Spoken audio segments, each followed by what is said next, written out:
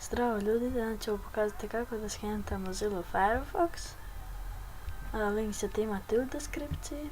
Ajmo.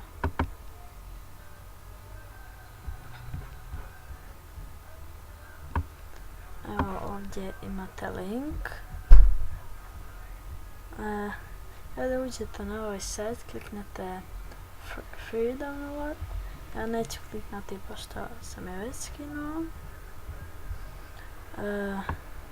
U slučaju ako vam zatreba Google, Skype, Internet Explorer, Mozilla, Opera, evo, samo kliknete ovdje i skinete. Imate i Nero i sve ovdje imate.